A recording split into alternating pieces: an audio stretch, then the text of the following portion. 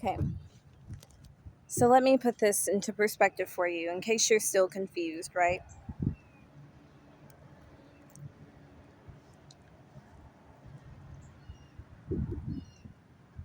If I were basing my actions right now off of being a good daughter by the standards that were imposed on me personally for what it means to be a good daughter, I would not be making this video.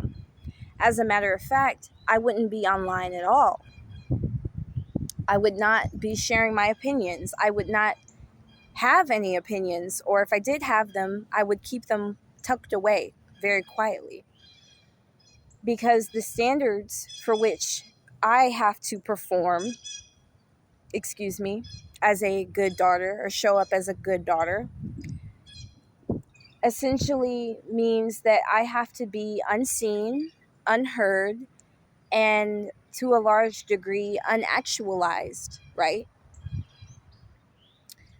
Another example that I could give you. Let's say you're like me, right? And you're breaking a generational curse of not going to college and getting a degree. My grandmother, my maternal grandmother, and my mother, neither of them got degrees, and I got one. A good daughter technically should not surpass her elders in any way. So, in terms of education, in terms of finances, in terms of anything. So, in order for me to break a generational curse and be an exception to the rules that have been imposed on me, it may appear that I'm not being a good daughter, because a good daughter, like I said, is supposed to stay in her lane, stay in her little bubble, keep doing what's been getting done. But the woman in me wants more. The woman in me has to do more. The woman in me has requirements that are contingent upon me doing things that I am afraid of and doing things that previous generations of me were afraid to do. Okay? We can even take this a little bit further if you really want me to just get all in your business, because I don't mind being messy. You know the reason that you don't like sex with a man, aside from the fact that, we're called Jezebels and whores and baby mamas in the making, or whatever, aside from all that,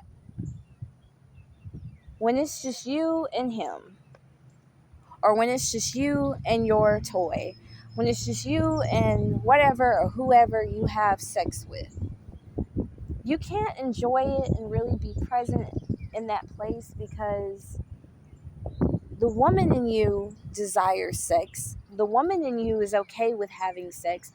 But the daughter in you, who wants to be good and pure and perfect,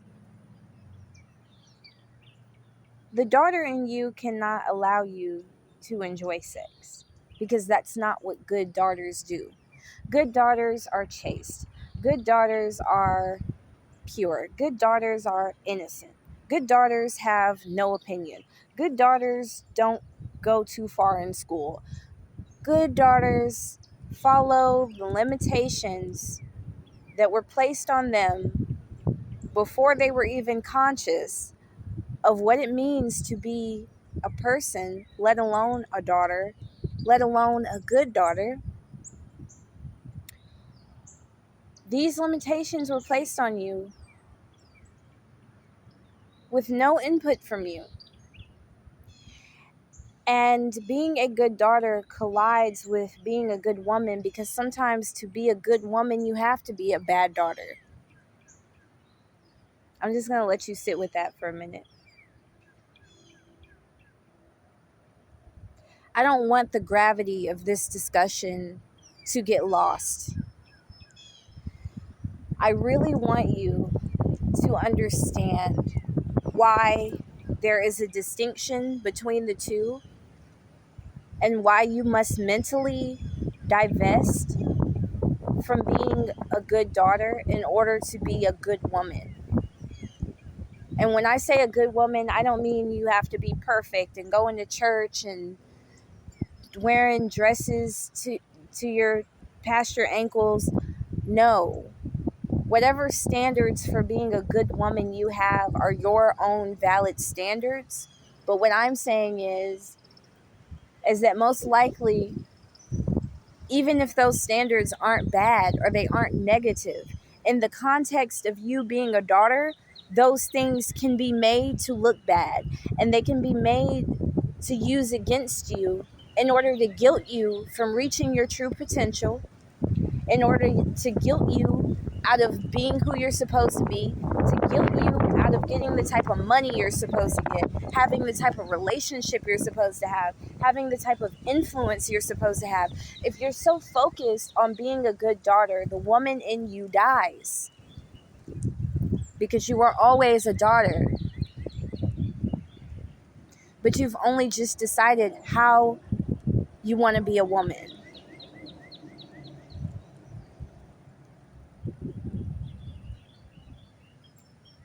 Just in case you're still not getting it.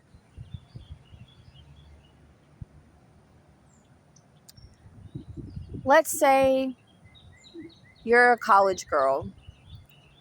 Everybody, all the generations before you, Delta, Delta, Delta. There were Deltas. That's what they rep. They go hard for it. They expect you to keep up the legacy. But you want to be an AKA. So since you want to be an AKA, that means you have to decide what type of woman you want to be. Are you going to be a coward? Or are you going to do what you want to do? Are you going to pledge what you want to pledge? Are you going to wear the colors that you want to wear?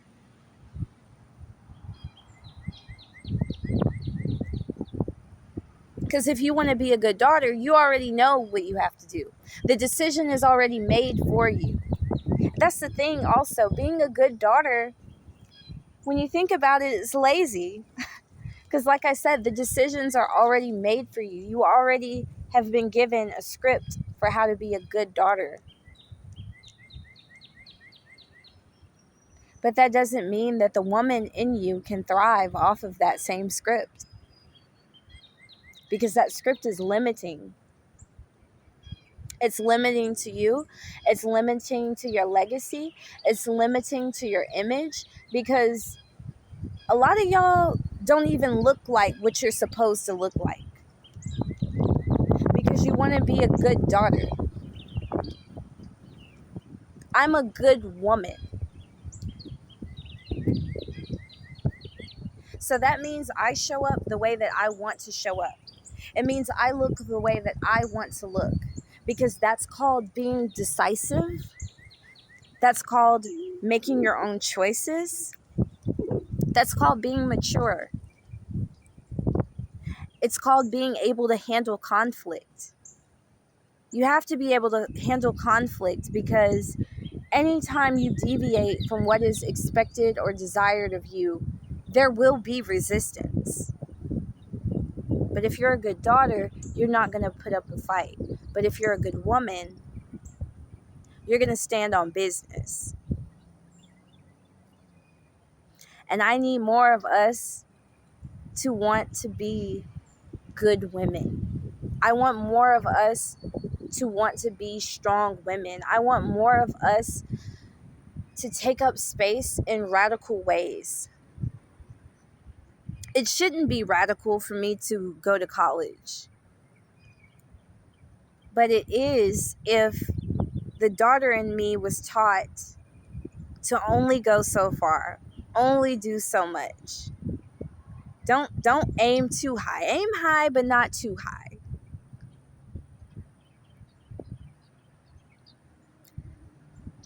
The woman that I am cannot play within the confines of those limitations. My daughterly duties will fuck up who I am. They will. Because I can't say anything. I can't say anything. I can't read anything. I can't argue about anything. I can't dress the way I need to dress. I can't show up for myself and for the people that need me if my objective is to be a good daughter. Can't do it. If I was a good daughter, I would have given my parents grandchildren by now. But I'm a good woman. So I am going to be an example to others on what it's like to be in your mid-20s and still be figuring it out and enjoying your life without having to mother someone else. And let me tell you something,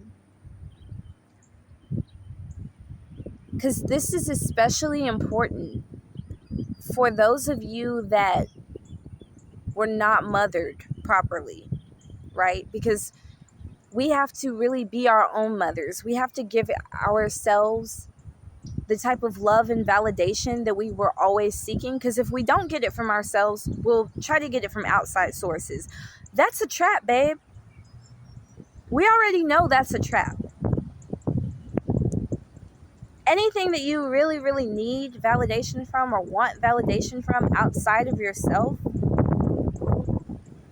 when you don't already have that inner strength built,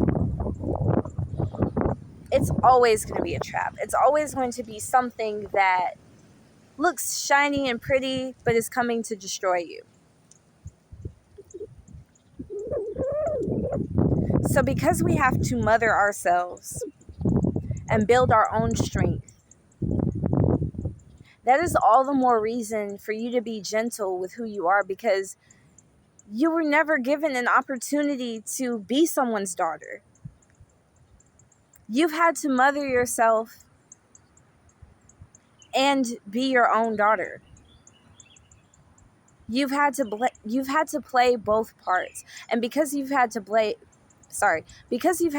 both parts, it is essential that you give yourself the grace to be the type of woman that you want to be, because you're mothering yourself. So the only voice in your head that can tell you you're fucking up or you're wrong or your outfit is stupid or you can't finish college or whatever the fuck it is, the only voice telling you that, if you had to mother yourself, is yours.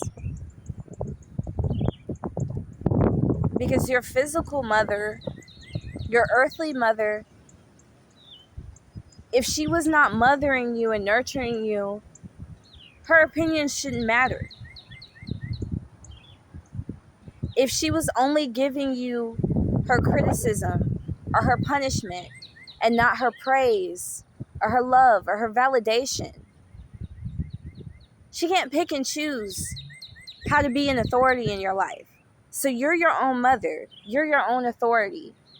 Why would you look down at yourself and say you ain't shit to yourself? Doesn't make sense, right? For the woman in you to live,